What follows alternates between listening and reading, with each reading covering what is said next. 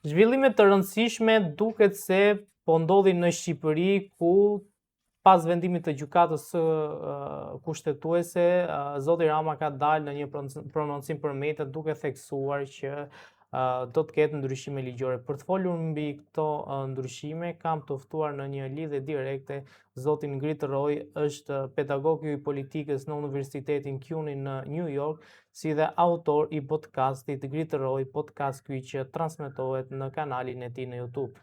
Gritit, falenderoj shumë që gjetët kohën për intervistën. Faleminderit, kënaqësi që jam me ju.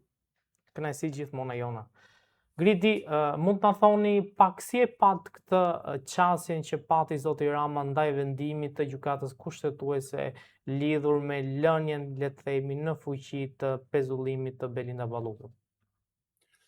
Për mendimin tim është një lojë që po e luan shumë mirë e gjithë paria e Tiranës me kompaktësinë e vet, të gjithë bashk në grup, ku secili ka një rol të caktuar. Unë besoj që zoti Rama e priste dhe e shtyn këtë lloj vendimi, një vendim që as nuk e dënon dhe as nuk e lejon qeverinë që ta lëshojë zonjën Balluku. Dhe kjo nuk është një çështje që ka të bëjë thjesht vetëm me zonjën Balluku, por ka të bëjë me të gjithë antarët, pjesëtarët e Parisë Tiranës, ata që janë sot në qeveri dhe ata që janë sot në opozitë. Objektivi i Parisë së Tiranës është që të mos lejoj që të dënohen vjedhjet dhe hajnit që kanë bërë gjatë gjithë kësaj periudhe të gjithë pushtetarët dhe ata që kanë bërë biznes me pushtetin nga opozita.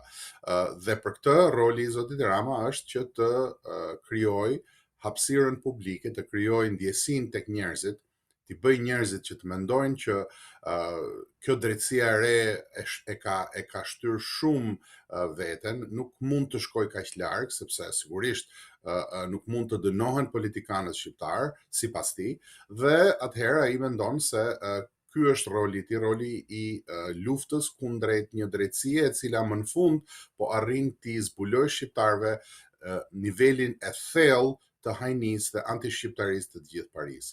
Do doja të theksoja këtu edhe një diçka tjetër që unë e theksoj vazhdimisht, që secila nga palët e Parisë së Tiranës ka një rol kyç në këtë luftë. Pra, edhe demonstrata e djeshme me molotov e me zhurmë të madhe është teatër. Edhe dalje e zotit Rama kundër Spakut është teatër. Edhe bubullimat që vinë nga burgu 303 i Ilir Metës, të Ilir Metës, edhe ato janë pjesë e teatrit, janë të tre palët të cilët duhet të recitojnë këtë lloj teatri në mënyrë që të krijojnë trysninë ndaj ndërkombëtarëve, por gjithashtu edhe të krijojnë ndjesinë tek njerëzit, mendsinë tek njerëzit që kjo është rruga e drejtë. Në fakt ky është një gabim i madh, kjo është një rrugë e drejtë, është një qorë sokak ku po e fut paria e Tiranës popullin shqiptar. Gridja, mendoni që edhe gjykata kushtetuese u bë pjesë e kësaj loje ku nuk dha një vendim të qartë, pra ishte 4-4 dhe nuk ishte një vendim të qartë që thoshte po gjykata e posaçme në momentin që shikon që ka zyrtar të korruptuar, mund ta pezullojë nga detyra në mënyrë që të mos prish më provat. Pra ishte sikur një vendim sikur po kënaqej të gjithë palët, le të themi. Po sigurisht që jo vetëm gjykata kushtetuese, por ashtu siç e thatë ju, por edhe çdo lloj institucioni tjetër që ka lindur dhe është ngjizur nga paria e Tiranës, brenda këtyre kontureve, brenda sistemit të Parisë Tiranës, nuk ka asnjë shans përveç se të jetë një lloj institucioni që i shërben padronit vet. Pra, gjykata kushtetuese është një institucion i krijuar për të mbrojtur parinë e Tiranës, i mbushur me njerëz të cilët janë të kapur nga paria e Tiranës, është një institucion ku nuk mund të jesh dot gjykatës kushtetuese nëse nuk ke lidhjet e duhura me njërin apo tjetrën palë. Të dyja palët kanë antarët e tyre brenda për brenda dhe është më se natyrale po ta mendojmë me thjeshtësi, po të bëjmë një krahasim me botën e kafshëve, në kënet nuk rriten luan, nuk dalin luan, në kënet dalin peshq kënete që jetojnë në llumin dhe në baltën e tyre dhe ushqehen me baltën e tyre dhe me të përgërat e veta. Kështu që edhe gjykata kushtetuese është ky lloj institucioni është e pritshme që t'i shërbej deri në fund Parisë Tiranës, edhe pse trysnit që i vinë gjykatës kushtetuese nuk janë vetëm të brendshme, ndaj dhe 4-4 i shërbente krejtësisht të gjitha palëve, të gjithë lanë duart dhe thanë që tani le të vazhdoj puna. Sigurisht që ekziston Komisioni Venecias, që është një tjetër kalend greke ku Paria e Tiranës është mësuar të shtyjë çështjet. Sigurisht që kjo e lejon opozitën që të dalë dhe të hedhë dhe ca molotov të tjerë dhe të përpiqet që të zërë vendin e një opozite reale, sepse mendojeni në këtë lloj mënyre, ose i ftoj shikuesit tuaj ta mendojnë në këtë lloj mënyre. Kujt i shërbyen ato molotovët? Çfarë objektivi patën dhe a është vërtet kjo një luftë kundrejt Belinda Ballukut, ndërkohë që deri para pak kohësh Belinda Balluku financonte këto lloj protestash për zotin Klliçi. Pra, gjitha këto janë një farsë, janë një teatër i madh që luhet në kurrizë të shqiptarëve dhe unë do të insistoj fort sa herë që më jepet mundësia, kështu siç ma jepni ju, që t'ju tregoj shqiptarëve, t'ju them shqiptarëve që kjo është një farsë dhe nuk duhet të përfshihen në këtë farsë e cila është shumë dëmprurse për të gjithë interesat e shqiptarëve.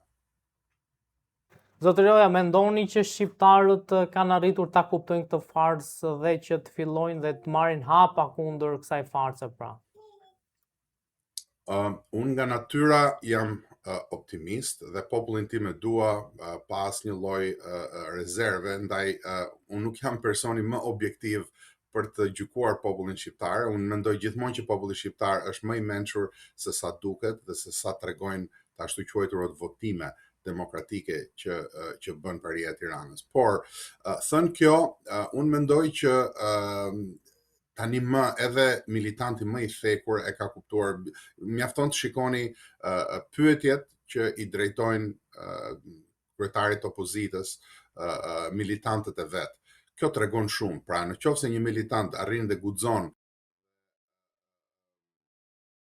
kundërshton narrativën e kryetarit të përjetshëm të Partisë Demokratike, kjo tregon që populli e ka kuptuar, populli e di. Sigurisht që populli shqiptar është një popull i adaptueshëm, ne përpara se sa të bëjmë diçka, mendojmë që të mos prishim punë, mos bëjmë dëm interesave tona, siç është normale që të jetë, dhe do të ketë mitingje të kryeministrit ku gjithë do t'i thonë ti je më i miri, më i bukuri, më i duri, më i mençuri, pa ty nuk ka Shqipëri e të tjera. Këto janë pjesë e asaj që quhet normaliteti politik, po le të mos harrojmë që me mira e qindra mira vet qanë për ish diktatorin Enver Hoxha dhe sot nuk dihet as se ku e ka varrin ose i fshihet varri nga familja sepse njerëzit tregojnë atë që kanë ndier realisht vetëm disa pak vite më vonë. Kështu që nuk do t'ju besoja shfaqjeve mediatike, nuk do t'ju besoja asaj që zoti Rama del dhe flet me njerëzit dhe ju imponon me prezencën e tij, me gardën e me pushtetin që ka si një diktatoruc ballkanik, ju imponon atyre që t'i thon fjalë të mira. E njëjta gjë për zotin Berisha dhe zoti Meta tani më është duke luftuar si theror për gjithë Parinë e Tiranës, është ai që po mendon se po bën burgun për të gjithë.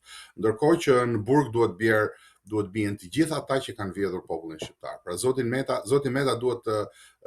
duhet t'i bashkohen atij tek 303 ndoshta edhe në Reç, të gjithë ata që kanë guxuar dhe kanë vjedhur popullin shqiptar, të gjithë ata që kanë prekur fondet e popullit shqiptar, të gjithë ata që kanë shitur Shqipërinë, sepse këta që kanë qeverisur dhe kanë qenë në opozit gjatë këtyre 30 e kusur viteve, vetëm se kanë shitur pasuritë e popullit shqiptar, kanë shitur shqiptarët, kanë shitur edhe militantët e vet. Pra këta janë llumi i llumit të llumit dhe nuk mund të lejohen më që të drejtojnë shqiptarët. Por për sa kohë që janë në pushtet, ata përfaqësojnë Shqipërinë. Se ka një hezitim nga zoti Rama për të mos dorëzuar Belinda Ballukun, edhe pse ka pasur deklarata zyrtare të ardhur nga ndërkombëtarët, ku i thuhet shprehmisht që Kuvendi i Shqipërisë duhet të shqyrtojë kërkesën për heqjen e imunitetit të Belinda Ballukut. Pra, pse ky hezitim, çfarë halli ka Rama? Unë mendoj që është një lojë shumë e sofistikuar me dy drejtime, jo vetëm e Ramës, por edhe e gjithë Parisë Tiranës. Nga njëra anë, zoti Rama e bën casus belli, e bën pjesë të luftës me opozitën zonjën Balluku. Ashtu siç nuk bëri Erion Velin, por është duke bërë zonjën Balluku. Arsyeja është sepse zonja Balluku ka qenë shumë pranë tij, pra është zëvendës kryeministre, dhe sigurisht që më lart se sa zonja Balluku vetëm Edi Rama është në atë qeveri, kështu që nuk ka ku shkon më lart shënjestra e organeve të drejtësisë.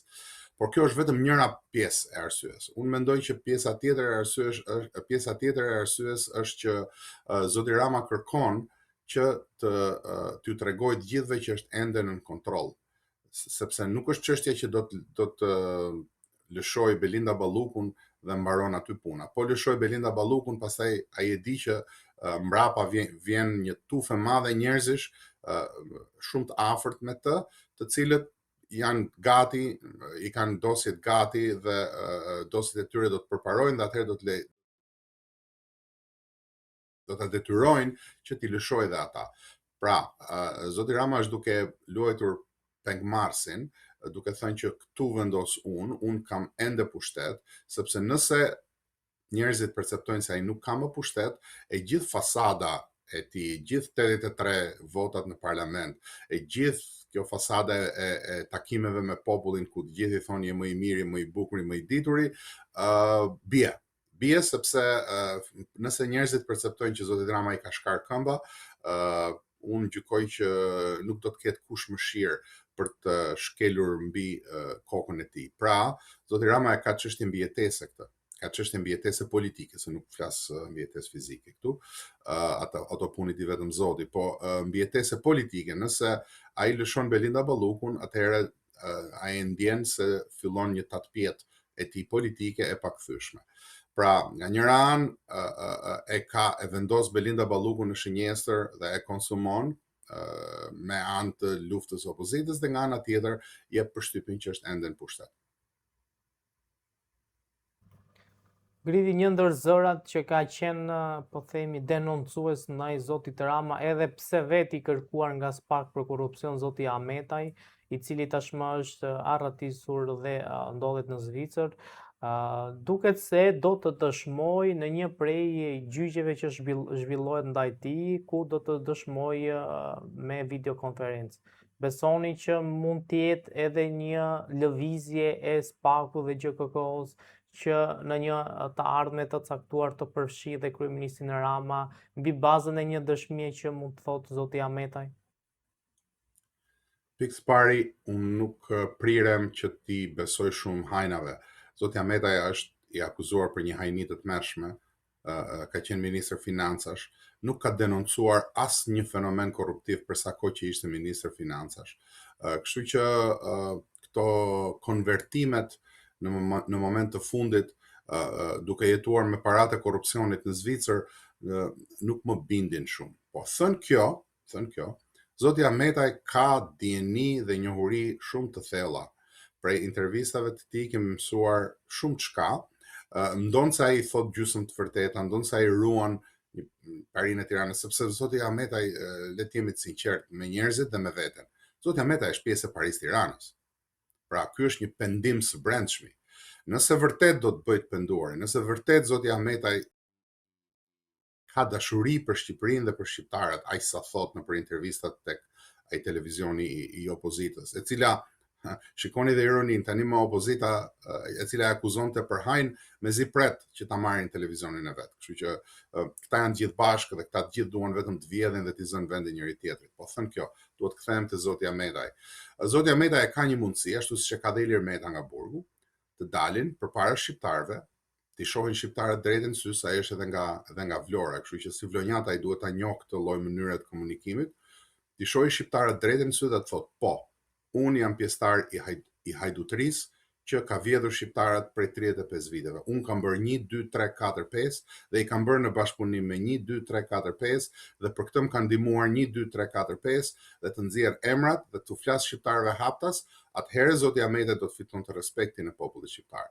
Për momentin zoti Ahmeta është duke u përpjekur të shpëtojë veten dhe bashkëjetuesen e tij, e cila me sa duket ka qenë pjesë e këtyre pislliqeve të tija dhe me këtë mundohet ta bëj duke shantazhuar kryeministrin, duke i thënë që unë e di se ç'ke bërë ti. Unë do isha shumë më i lumtur për fatin e zotit Ahmeta, nëse zoti Ahmeta do t'ia thonte të vërtetën kryeministrit, atë të vërtetën që ne të gjithë e dimë se si funksionon, se si është vjedhjet e tmerrshme, t'ia thonte pa kushte, pa kushtëzuar, pa dalë tek televizioni syri, ore të dilte në një video në YouTube dhe t'ju thonte shqiptarëve se e përhapnin shqiptarët, mos ketë fare merak, do ta përhapnin ju, unë, kushdo tjetër që ka një mjet publik, do ta përhapnin të vërtetën dhe ndoshta do të bëhet edhe një lloj heroi, pavarësisht gjitha gjërave që ka bërë, atëherë po do të meritonte faljen e shqiptarëve. Për momentin zoti Ahmeta është një hajn i kapur, i cili jeton zoti e di se me çfarë në Zvicër, zoti e di se nën kujdesin e kujt shërbimit huaj në Zvicër dhe se kujt i shërben. Ndaj dhe nuk kam shumë simpati për të. Për sa i përket dëshmisë tim SPAK, është e kushtëzuar ose në gjykat, siç thatë ju, është e kushtëzuar nga interesat e veta. Për sa kohë që ai sheh interesin e vet të parin, ai do të bëj vetëm aq sa i shërben interesit Arben Ahmetit. Dhe për mua kjo nuk duhet të ketë interes publik. Kjo është thjesht një çështje e një kriminali i cili po gjykohet. Gridi, nuk mundemi dot që të anashkalojmë edhe një prej momenteve ndoshta historik që po zhvillohet në Hag, ku prokurorët e Hagës kanë kërkuar 45 vite burg për secilin prej ish komandantëve të Ushtrisë Ligjare të Kosovës, përfshirë këtu edhe Hashim Thaçin, ish president të Republikës së Kosovës. Si po e shikoni gjithë këtë proces gjyqësor në Hag dhe a besoni që po jepet drejtësi apo ka dhe palë të interesuara që ndoshta kërkojnë dhe një deformim dhe një rishkruajtje të historisë? Unë hezitoj ta quaj atë palo institucion në Hag gjykat. Është një zgjatim i shërbimeve serbe, sepse atje i ka marrë të gjitha atje dhe ndonjë shërbimi tjetër perëndimor, ndoshta nga Franca e vende të tjera.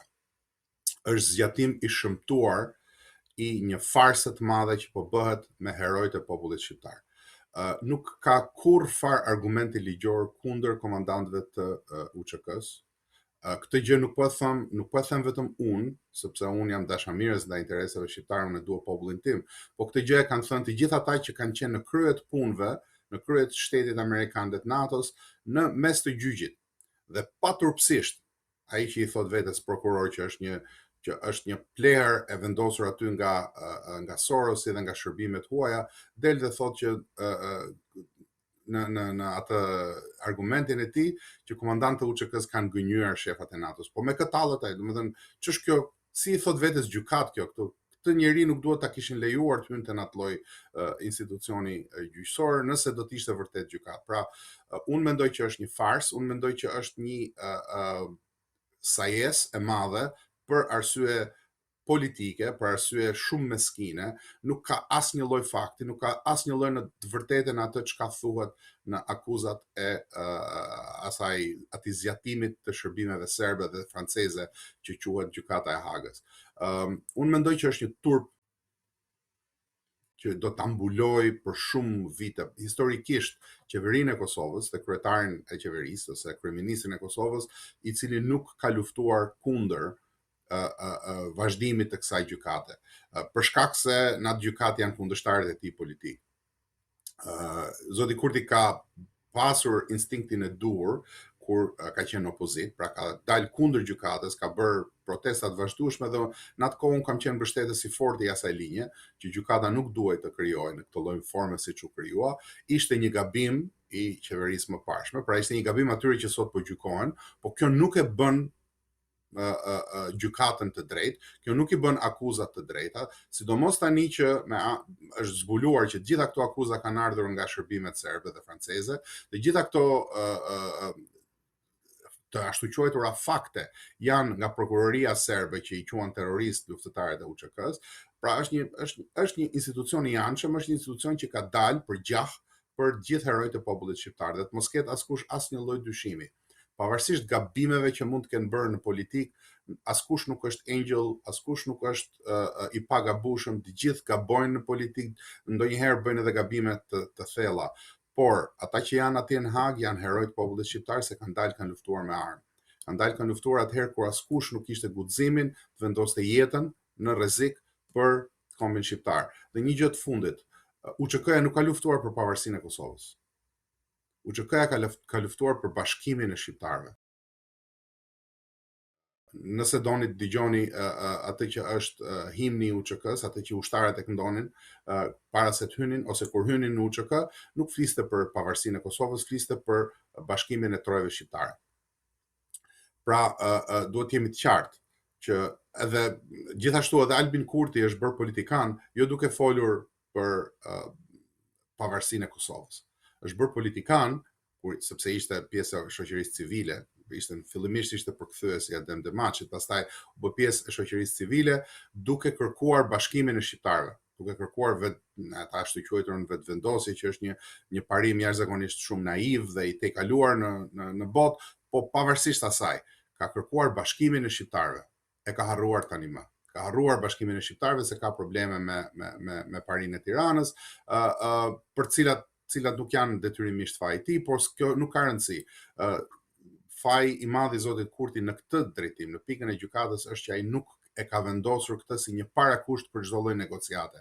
Nuk mund të ketë negociata për Kosovën pa u liruar Hashim Thaçi, ish presidenti i Kosovës, dhe të gjithë komandantët e tjerë.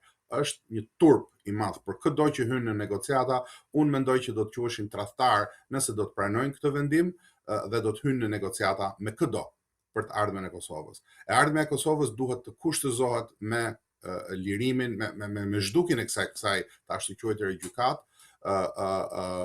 ose të paktën, ndoshta kushtëzimi është një fjalë shumë e fortë, por duhet të paktën të vendoset në tryezë që duhen të lirohen herojtë e Kosovës, sepse në qoftë se dënohen herojtë e Kosovës, dënohet historia e UÇK-s, dënohet historia e popullit shqiptar. Dhe kjo s'mund të ndodhë, nuk mund të lejohet të ndodhë. Ngritja, ka një prapaskenë lidhur me këto procese dhe për të dënuar, po themi, ish komandantët të Ushtrisë Kombëtare të Kosovës, dhe çfarë prapaskene është, pra, a është një prapaskenë për një hap të mëvonshëm apo thjesht për të rishkruar edhe një herë historinë? Unë mendoj që ne shqiptarët jemi në një pozitë jashtëzakonisht shumë të vështirë, ka vite që e kam thënë këtë, dhe kjo konfirmohet për ditë më shumë. Sot është e thjeshtë të përftohet që pozicioni jonë si shqiptar është përkeqësuar. Është përkeqësuar sepse Serbia ka luajtur një lojë diplomatike me shumë finokëri, ka luajtur, e ka shndërruar narrativën ndërkombëtare nga të qenit gjenocidues që janë, e kanë bërë 4 herë. 4 herë janë munduar të shfarosin shqiptarët. Nga të qenit gjenocidues gjenetik, domethënë, e kanë bërë këtë punë me shekuj, janë shndruar në viktima, e kanë shndruar veten në viktima, gjë që s'është as pak e vërtetë. Po ashtu duhet të theksuar që ne kemi dobësi të brendshme politike për shkak të zënkave dhe për shkak të mos funksionimit të shtetit në të dyja krahët, edhe në Prishtinë edhe në Tiranë.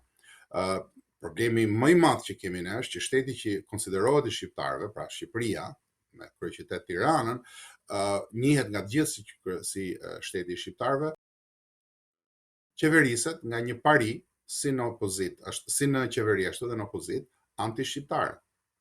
Pra, është ironike, është farsë, është për të qeshur dhe për të qarë që mbrojtësit më të mëdhej të komandantëve sot janë kryeministri i Shqipërisë, që ka vlla Vučićin, atë që dha akuzat, domethënë prokuroria e cilit ka çuar gjithë dokumentacionin e akuzave, dhe Sali Berishën, që e ka mik tani Albin Kurti, i cili e ka burgosur Hashim Thaçin kur ka qenë president herën e parë.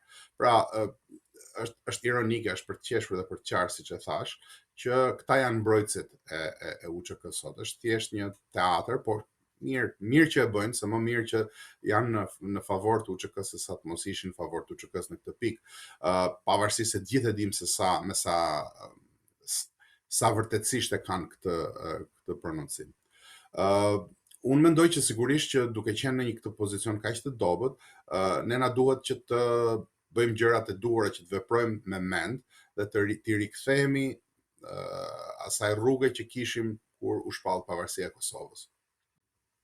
Unë mendoj që shqiptarët nuk kanë më asnjë lloj mundësie që të vazhdojnë në këtë rrugë si deri më sot. Është përgjegjësi e kryeministrit Kurti dhe presidentes Osmani, e cila për hir të vërtetës ka bërë disa hapa shumë pozitiv, ka krijuar marrëdhënie pozitive me administratën Trump, gjë që është një hap kyç, por unë mendoj që këtë gjë duhet ta bëjë edhe qeverisja Kurti. Unë mendoj që shqiptarët duhet ta ndjejnë rrezikun që ju kanoset, dhe e kam thënë që përpara, megjithëse nuk e shoh në horizont, qeverisja në Prishtinë duhet të ishte një qeverisje gjithëpërfshirëse, të ishte një qeveri e shpëtimit kombëtar, le ta drejtojë Albin Kurti, pavarësisht se preferenca do të ishte që të ishte dikush tjetër nga vetëvendosja, po mbas zgjedhjeve populli ja ka dhënë votën Albin Kurtit dhe unë nuk besoj që ka shumë vlerë argumenti. Pra, le ta drejtojë Albin Kurti, po të jetë një qeverisje gjithëpërfshirëse, të ndaj pushtet, jo për shkak se nuk e ka pushtetin nga populli. Populli ja ka dhënë pushtetin vetëvendosjes, por është gjysma e Kosovës që duhet përfaqësohet në këto kushte kur vendoset e ardhmja e gjithë shqiptarëve. Nëse e mendon vërtet në mënyrë kombëtariste, Albin Kurti duhet bënte këtë. Nuk shoh në horizont që do të ndodhë, ndaj dhe shoh periudha të vështira përpara, shoh periudha të një situate ndërkombëtare thellësisht të vështirë, e cila ne shqiptarëve na vendos në pozita shumë delikate, por siç e thash më parë, unë kam besim tek ai vullneti i brendshëm i popullit shqiptar për gjithmonë për t'ia dalë. Blidi, kam dhe një pyetje të fundit. Së fundmi është bërë publike një dokument ku bën me dije se së shpejti në Shqipëri, pra në Tiranë, do të hapet një televizion serb.